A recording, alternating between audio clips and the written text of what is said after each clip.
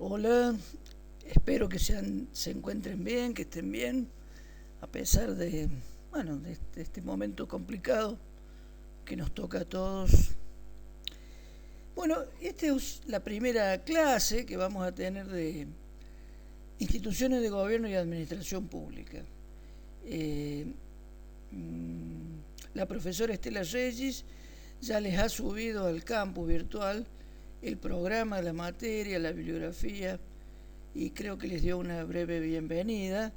Bueno, yo también les doy la bienvenida y bueno, comentarles nuestra alegría de compartir esta actividad con ustedes.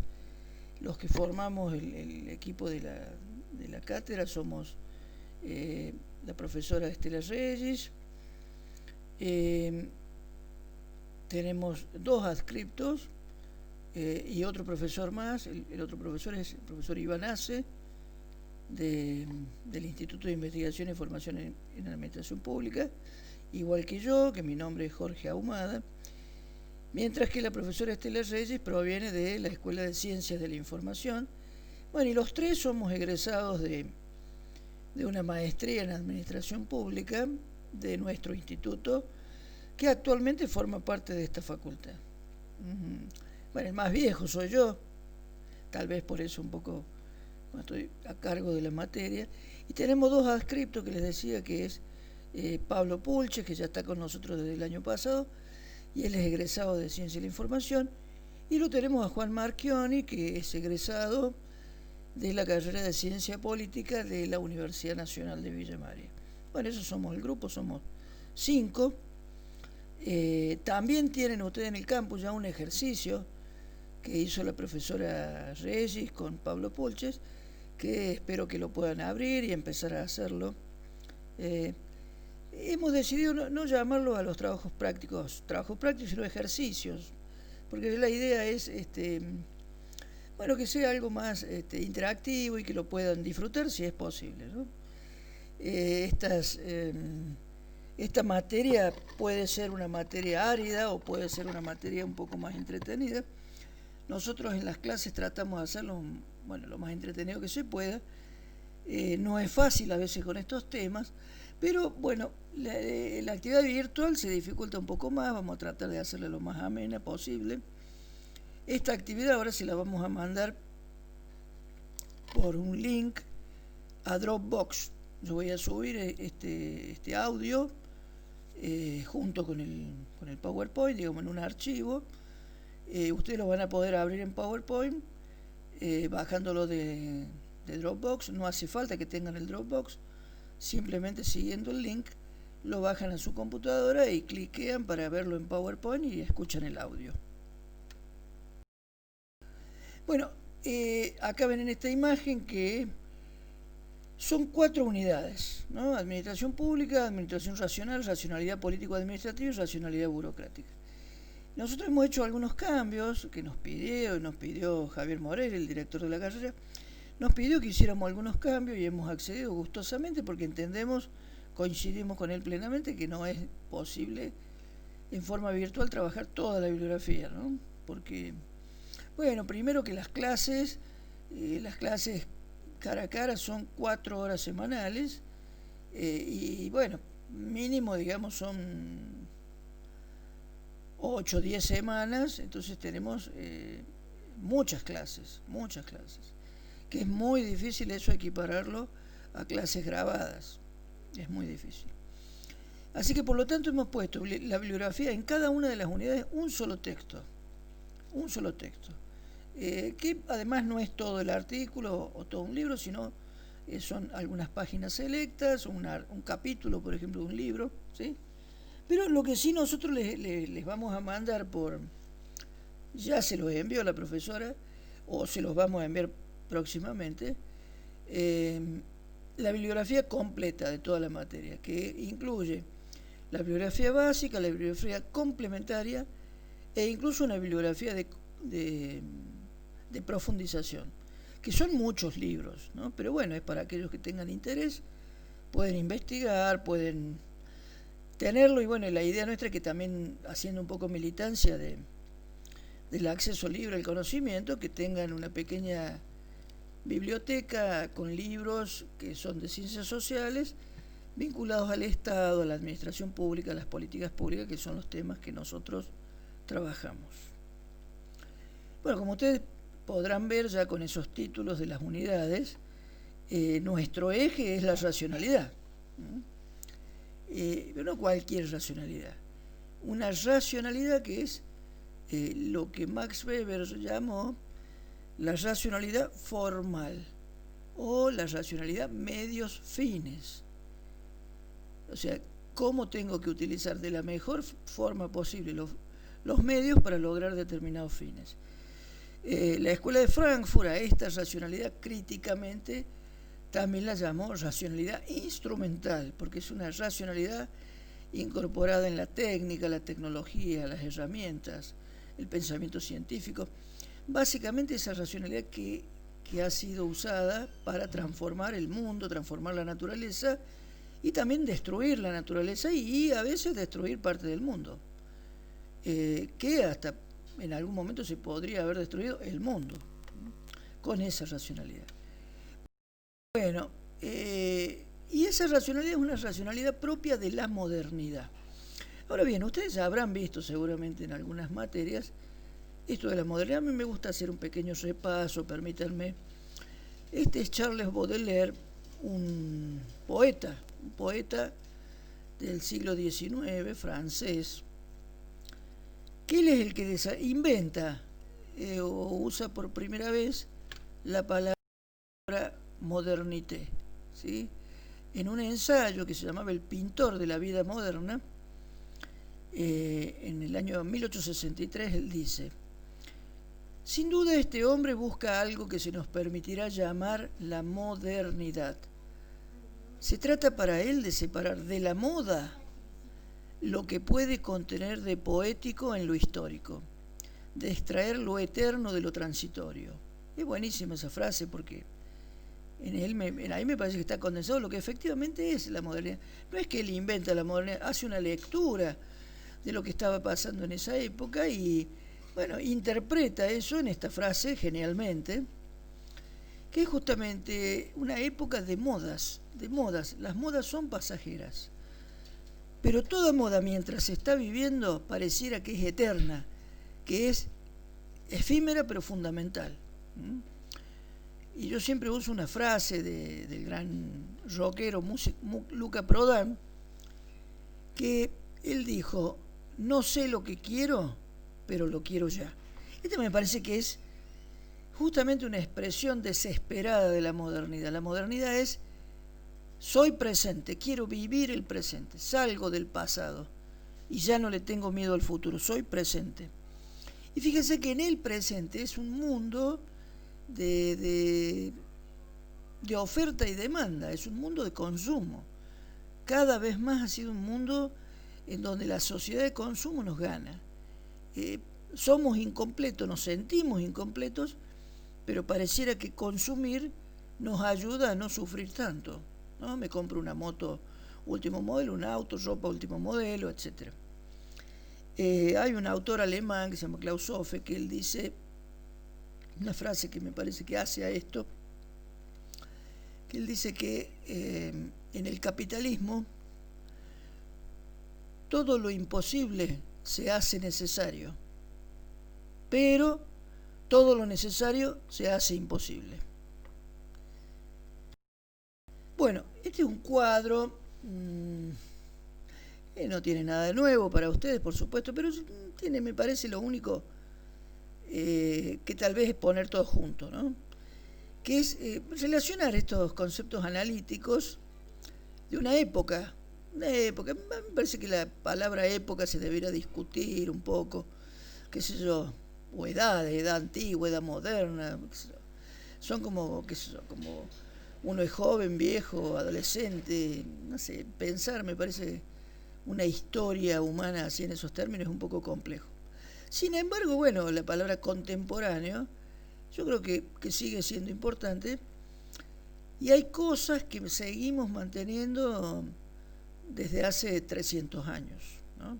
Por ejemplo, la familia. La familia es algo claramente de la modernidad, la modernidad capitalista, es como una unidad productiva de la modernidad capitalista que no tiene más de 350 años. La familia como unidad organizacional de la sociedad no existía antes, no sé, hace 400, 500 años. Bueno, acá tenemos dos columnas, un concepto identitario y un evento que caracteriza la época. El primero que trabajamos es modernidad, como ya hablamos, es la valoración del presente. Pero también tenemos algo propio de esta época contemporánea, la Revolución Francesa, bueno, con sus ideales, sus consignas, sus métodos, incluso sus métodos revolucionarios, ¿no? Que hacen surgir a una clase que es la burguesía, que derrota a la aristocracia, a la nobleza. Y el capitalismo global, que es el régimen político, económico, social, que surge plenamente, que no es que nace, pero surge plenamente, digamos, después de la Revolución Francesa, en Europa, que ya había nacido de alguna manera con la invasión y la colonización en América. Bueno, y se desarrolla esto que se llamó colonialismo, que deriva en el imperialismo y que para algunos autores, para otros no, es lo que actualmente se llama imperio. Bueno, y esto es un pequeño anecdotario, digamos, de qué son las revoluciones industriales, que fue algo tan importante en el capitalismo y en la modernidad. La primera revolución industrial, que es el surgimiento de las máquinas a vapor, que fue posible gracias al desarrollo del acero, el acero templado, que es un acero más duro, digamos, que se recalienta y se enfría de golpe, y eso hizo posible las calderas que contenían el vapor a gran presión, que es lo que hizo mover las ruedas de acero de las máquinas del ferrocarril, ¿no? Y también, digamos, desarrollar las vías que eran de acero.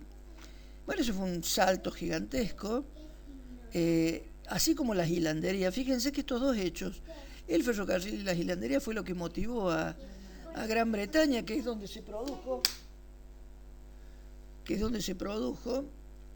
esta revolución, esta primera revolución industrial. Lo llevó, por ejemplo, a invadir la India. ¿Por qué? Porque necesitaban un territorio gigantesco para desarrollar sus ferrocarriles y llevar sus mercancías, en particular las hilanderías. Aquí en Argentina los primeros ferrocarriles fueron justamente ingleses. Bueno, pues la segunda revolución industrial ya tiene que ver con el motor explosión, ya en el siglo XX, a fines del siglo XIX, el motor explosión, con la utilización de combustibles que, aunque uno por ahí puede creer que el primer combustible fue la nafta o el gasoil, no, fue el carbón de piedra, que justamente lo inventó un señor que se llamaba Diesel, el ingeniero Diesel. Bueno, el motor explosión, junto con la organización automatizada de la producción, o sea, una organización de máxima racionalidad, como por ejemplo la cadena de montaje de Ford, bueno, llevó al desarrollo del automóvil y también del avión. Que, bueno, obviamente esta velocidad en el transporte generó un salto cualitativo y cuantitativo en el desarrollo capitalista, y esto que llevó a la tercera revolución industrial, donde un poco falsamente también se le incluye como que hay una globalización donde todo el mundo es uno solo, intercambiamos cultura, intercambiamos mercancía. Bueno, no es así. En realidad, de lo que se produce en el mundo es mucho menos del 1% lo que se intercambia entre países. Incluso la misma China, lo que exporta es muy poco de lo que produce, porque tiene muchísimos millones de habitantes. Y por otro lado, la globalización cultural no ocurre. Lo que ocurre es un imperialismo cultural en algunos aspectos que realiza Norteamérica sobre el resto del mundo. Básicamente, un ejemplo muy fuerte es Hollywood. Hollywood ha dado un formato, digamos, para las escenas cinematográficas, pero no solamente eso, sino hasta el teatro, la literatura, todo el formato visual, incluso de las redes, del uso del celular, todo tiene que ver con una cultura visual que fue imponiendo Estados Unidos, ¿no? Y que no ha cambiado. Bueno, acá yo simplemente puse la electrónica más la digitalización, dan como resultado las micromáquinas e Internet, ¿no? Que es, bueno, algo que está en pleno desarrollo. Bueno, y acá para entrar un poco en el Estado moderno, hay quienes piensan que hay un Estado que no ha sido moderno. Por ejemplo, que los faraones tuvieron un Estado, los incas tuvieron un Estado. Me parece a mí que no. Que en realidad el Estado es un invento, un desarrollo tecnológico, organizacional y cultural del capitalismo. O sea, el capitalismo ha necesitado un Estado.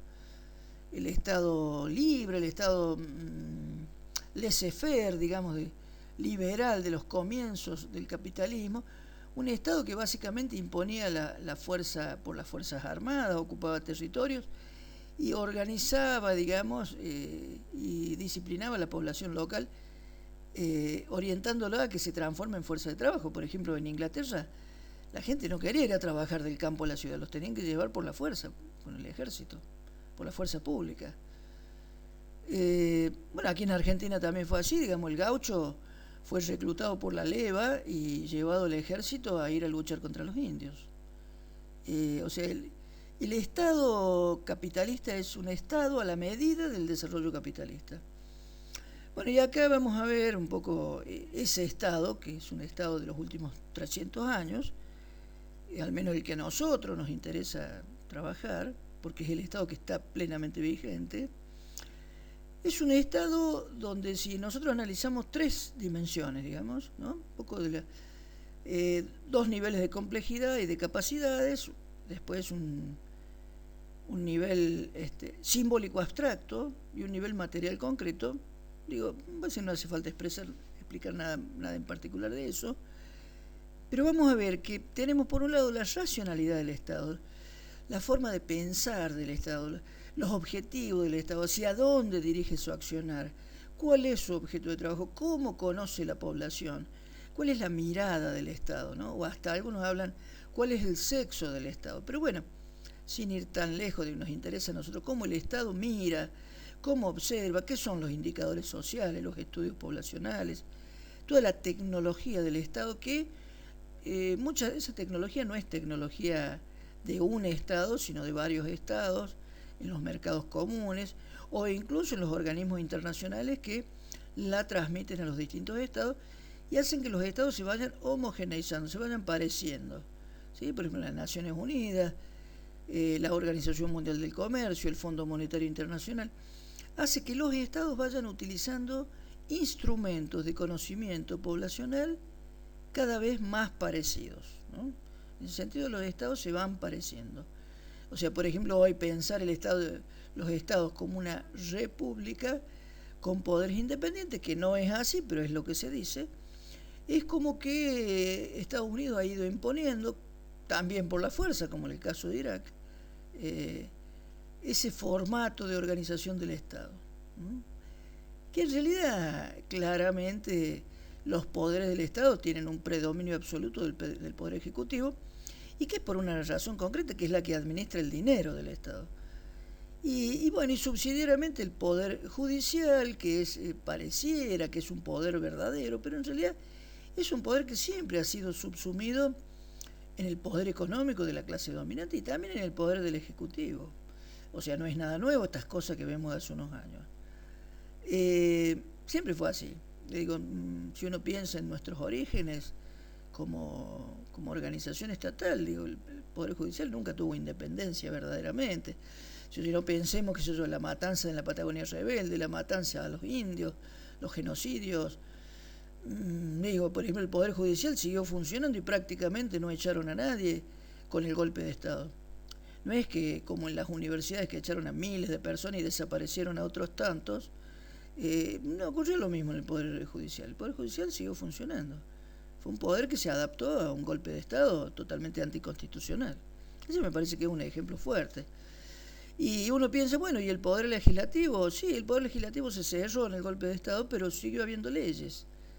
Y el Poder Judicial las siguió cumpliendo, esas leyes, ¿sí? Que eran decreto leyes que salían por decreto de los militares, digamos, ¿no?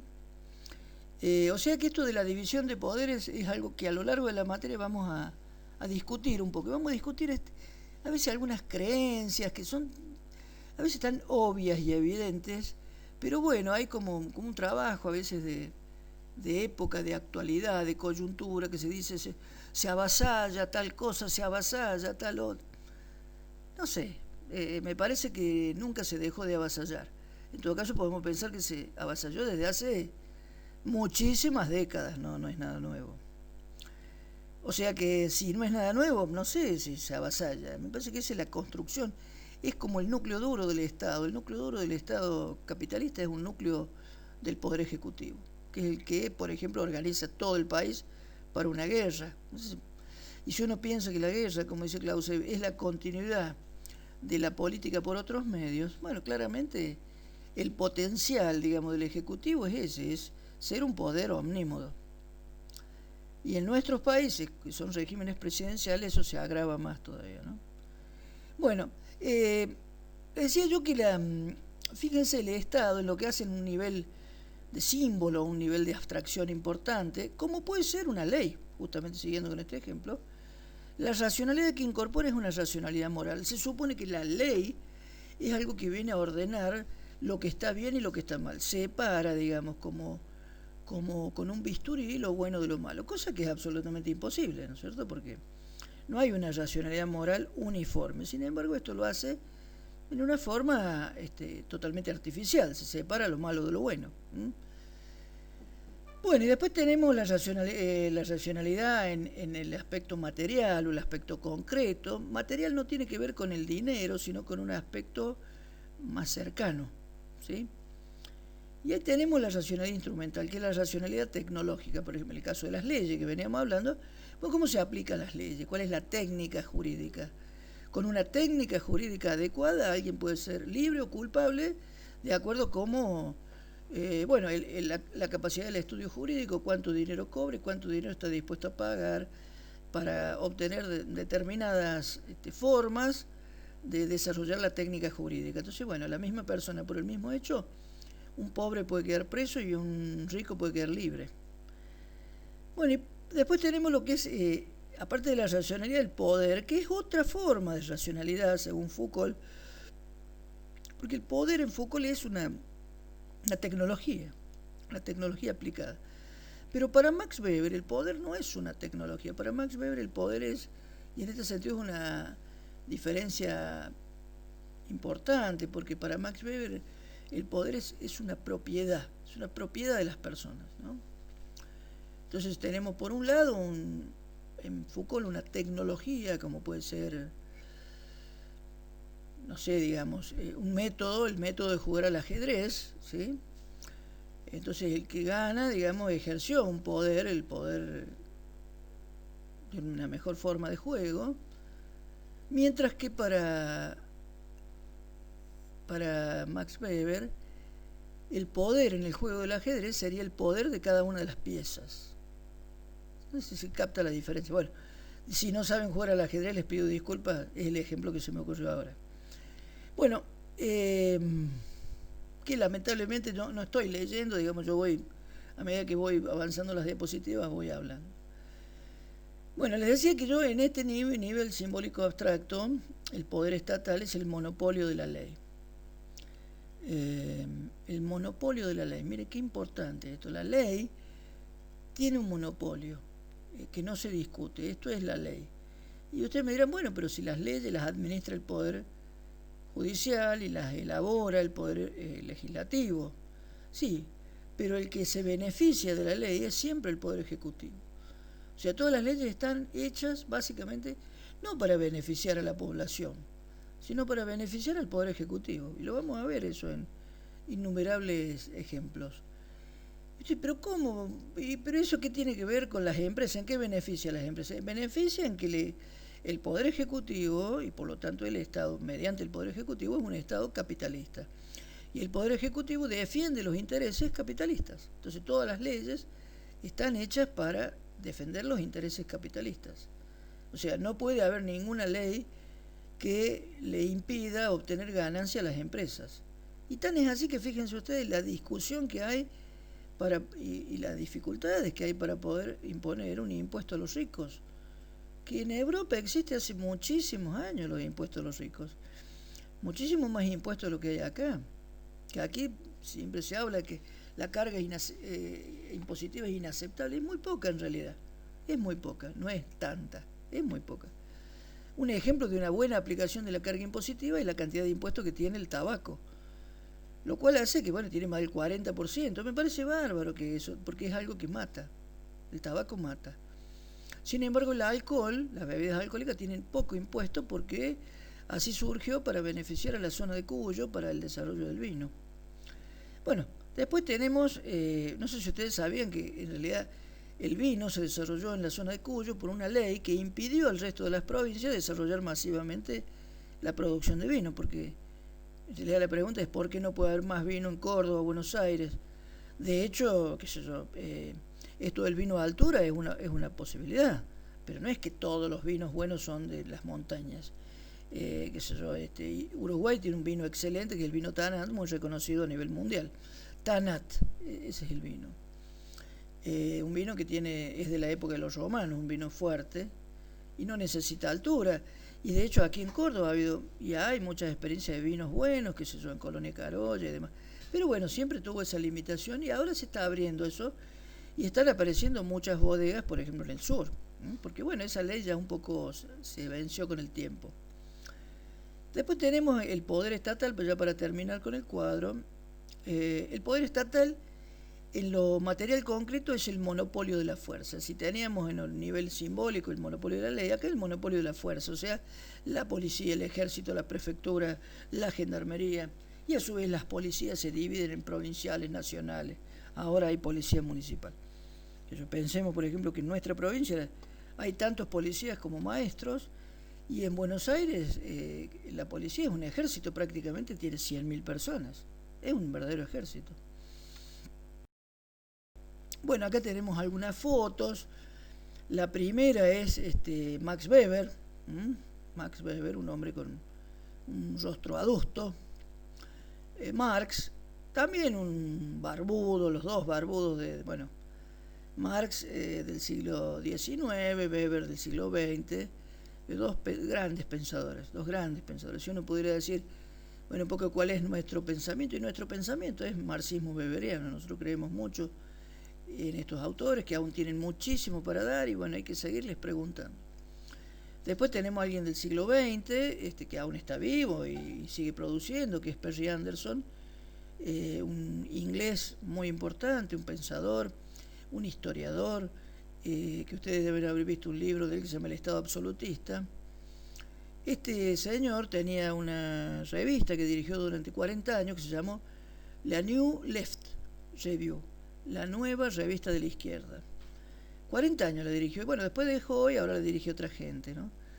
Y él lo traemos porque en alguna parte, yo creo que en la unidad 3 o 4, lo vamos a recuperar a Perry Anderson en un debate que tiene una pequeña discusión muy respetuosa con el señor que está abajo, un señor grande ya que está con los libros, que se llama Norberto Bobbio, que es el señor del que nosotros vamos a trabajar un texto de él, creo que es la segunda unidad.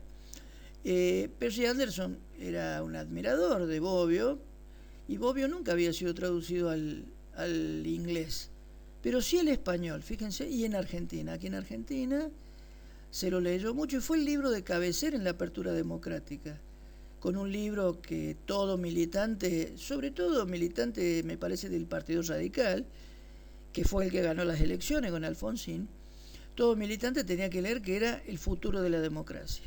Un libro de un liberalismo jurídico, un pensador liberal, progresista, no diría de izquierda, pero un pensador progresista muy importante para el derecho jurídico, alguien muy reconocido en el mundo. Bueno, que vamos a traer porque Perry Anderson vino a Argentina después que ya había muerto Bobbio y dio una conferencia en el Teatro San Martín ante muchísima gente, y donde recuperó el pensamiento de Bobbio y recuperó lo valioso que era traer al pensamiento de Bobbio en un país como el nuestro, donde, digamos, lo que se recuperaba se intentaba recuperar en la democracia era recuperar las instituciones políticas, ¿no? Bueno, yo lo traigo porque nuestra materia tiene que ver con las instituciones políticas, y esta es una de las formas de verlas, no toda, una. Pero hay otra, y esa otra forma de ver las instituciones políticas tiene que ver con estos otros señores, ese señor joven que está ahí con esa mirada penetrante, profunda, con pelo largo, es Nikos Poulantzas, un griego, un intelectual que se formó en Francia y fue un discípulo de Louis Althusser, un gran filósofo francés, y desarrolló muchos libros y él pensó, digamos, sobre la dominación contemporánea, ¿no? La dominación contemporánea, la lucha de clases, cuál es el rol del Estado. Fue alguien que tuvo un pensamiento muy interesado en ese tema. Y el otro es Ralph Miliband, alguien que discutió con la idea de Poulantzas, con las ideas. Básicamente porque, bueno, Miliband pertenecía a la tradición inglesa, a la tradición más empírica, una tradición más empírica crítica, ¿sí? Lógica, mientras que lo de Poulantzas tenía que ver con el postestructuralismo, que era algo que estaba de boga en la década del 70, y ellos a lo largo de 7 años mantuvieron un debate donde uno escribía un artículo, el otro se lo rebatía el año siguiente, un debate muy fuerte, muy profundo, muy importante, y que fue publicado todo ese debate justamente en la revista la New Left Review, la nueva revista de la izquierda, que es la que les comenté recién que dirigía Perry Anderson. Que nosotros lo vamos a trabajar, está compilado ese debate en un libro que lo organizó Horacio Tarcus, y hay también algunos artículos de Ernesto Laclau. Bueno, después ya, para terminar con las fotos, acá tenemos dos señores que representan, me parece, dos perspectivas para pensar la administración pública. Uno es un argentino, Oscar Oslak, muy conocido en Argentina y en el mundo, digamos, muy leído aquí en Latinoamérica, muy reconocido, me parece, por todos. Yo diría que en la administración pública hay dos grandes escuelas. Una escuela que es la escuela argentina y otra escuela en español, ¿no? Y otra escuela que es la escuela mexicana. La escuela mexicana, acá lo tenemos este señor que es Omar Guerrero. Nosotros vamos a trabajar un libro de cada uno. Creo que en la unidad 1 trabajamos un texto breve de 15, 20 páginas de Oscar Oslak, que es la formación del Estado en América Latina. Y me parece que en la unidad número 2 o 3, no me acuerdo bien, tenemos un texto de Omar Guerrero que vamos a trabajar la introducción de un libro muy importante que se llama El Estado y las Ciencias Sociales. La diferencia básicamente es que me parece que los mexicanos han estado muy influidos por el pensamiento norteamericano, estadounidense, muy influidos. Mientras que aquí en Argentina fue un pensamiento más autónomo, más independiente y más influido por el pensamiento francés, el pensamiento alemán, ¿no? Hay otra escuela muy importante de administración pública que es la escuela de Brasil, ¿sí? De la Fundación Getúlio Vargas, pero es una fundación que tiene un gran desarrollo en Brasil, pero no necesariamente mucha implicancia en la producción intelectual argentina, aunque sí tiene incidencia en una organización que se llama Centro Latinoamericano para el Desarrollo, que está en todos los países de América Latina y está también en España, y ahí influye mucho Brasil. Brasil tiene un pensamiento en la administración pública muy importante y vamos a ver si vemos algunos autores. Bueno, esta es una foto de Karl Marx. Y a mí lo que me interesaba trabajar aquí era esta idea de Marx del manifiesto comunista, donde él dice: una revolución continua en la producción, una incesante conmoción de todas las condiciones sociales, una inquietud y un movimiento constante distinguen la época burguesa de todas las anteriores. ¿A qué está queriendo aludir aquí? Que yo creo que esto es muy interesante para nosotros, para pensar el Estado de la administración pública. Que el capitalismo es un proceso verdaderamente revolucionario en relación a la época feudal. Hay una verdadera efervescencia social en la producción. Y fíjense ustedes que hoy existe eso, no ha cesado, e incluso es cada vez más rápida la velocidad con la que se transforma la sociedad.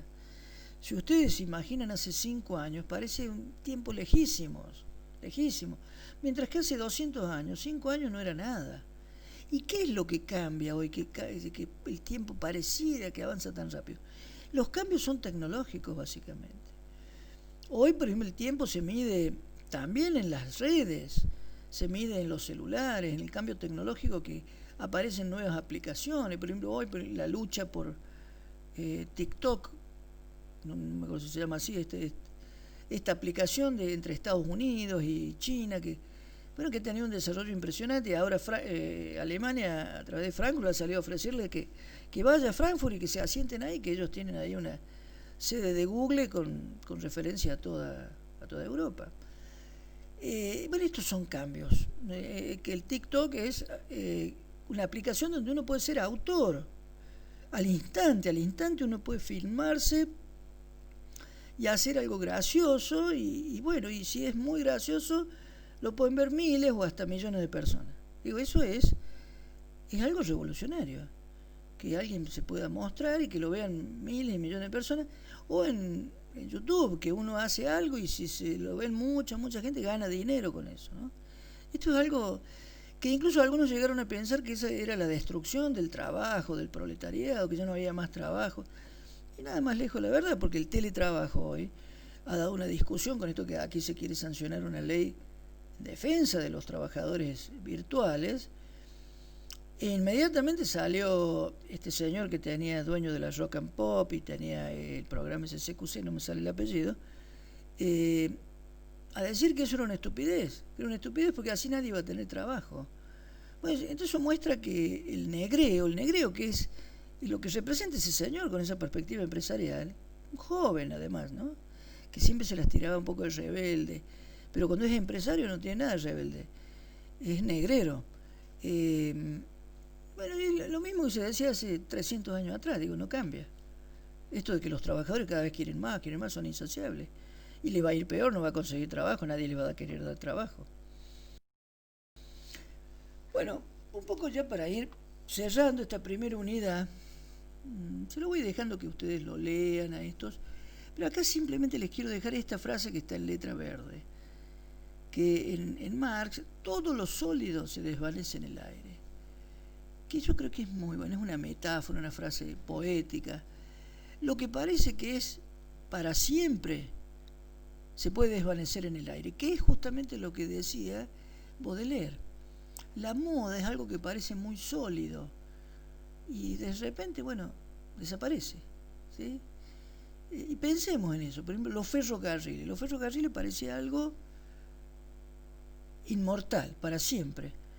Sin embargo, aquí en nuestro país Menem los levantó y hay ferrocarriles solo en una parte, en la provincia de Buenos Aires, en el cono urbano, pero en el resto del país casi no ha quedado ferrocarril.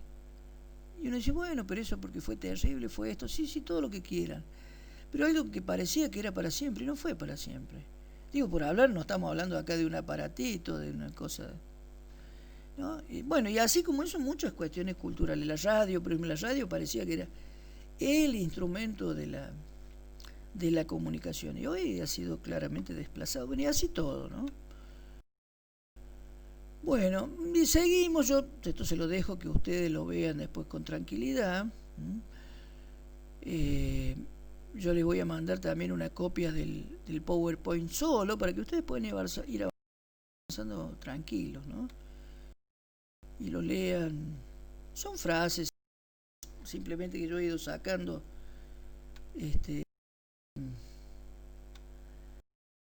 de Marx, y también de un autor que vamos a ver si lo seguimos trabajando, que es Alex Calínicos, que es un australiano, un autor muy interesante, ¿no? Bueno, y acá quería llegar, que este es un trabajo de Picasso, una obra impresionante de Picasso, donde él trata de mostrar en una clave tridimensional, con el cubismo, que es un poco el desarrollo de lo que él hizo, que fue una genialidad, el bombardeo que hicieron los alemanes en un pueblo vasco que se llamaba Guernica. Una obra muy importante. Esta obra es uno de los emblemas de la modernidad. Pero también podemos pensar que en Barcelona las obras de Gaudí, ¿sí? Y aquí en Argentina nosotros tenemos muchos pintores, escultores, poetas que han hecho un verdadero culto, digamos, a todo lo que era la modernización, las distintas orientaciones modernistas. Acá tenemos un cuadro de Salvador Dalí, muy fuerte, donde, bueno, también él se enrolaba en esta corriente que se llamó surrealismo. Bueno, acá tenemos una idea de lo que para Max Weber, esto de la racionalidad orientada a fines o racionalidad instrumental, que ya les había mencionado.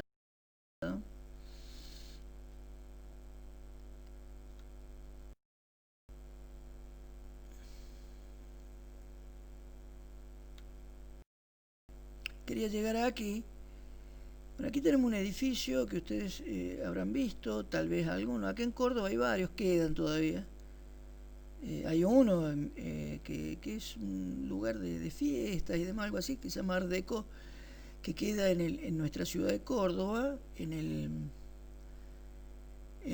Humberto Primo y, si no me equivoco, Sucre, que es un edificio, digamos, con este estilo. Por supuesto no tiene este nivel de desarrollo, pero es muy interesante porque es una mezcla de acero y mampostería y mármol, ¿no? Bueno, esa es una forma típicamente moderna. Bueno, y como yo les decía, están también las obras de Gaudí en Barcelona, pero así como emblemas. Y aquí para terminar les dejo esto, un cuadro que yo hice hace unos años, donde es como una forma en 3 dimensiones de pensarnos y pensar nuestra relación con las cosas. La primera es que las cosas tienen una vida, hay una vida social de las cosas. Esto es, que los antropólogos no han trabajado mucho, pero Marx, digamos, esto le llamó el fetichismo de las mercancías, o sea, las cosas están vivas. Y el otro que es el uso social de los cuerpos, esto que Foucault le llama la biopolítica. Nuestros cuerpos son cosificados, son trabajados como cosas y disciplinados como cosas. Y por último, una tercera perspectiva, que es una perspectiva de construcción mediante los imaginarios, las creencias, las ideologías, las identidades, que es cómo las sociedades nos construyen a nosotros como sujetos. Bueno, queridas y queridos politólogos, politólogas, quedo a la espera de que ustedes escriban, que me escriban a mí, que le escriban a la profesora, que se pongan en contacto con nosotros y bueno, todas las dudas que tengan se las vamos a responder. No sé exactamente en qué momento se va a activar el campus, porque sé que había algunas demoras, para poder subir todos los datos de ustedes porque hay poco personal. Bueno, aprovecho y les deseo que traten de pasarla lo mejor posible y les mando un abrazo fraterno.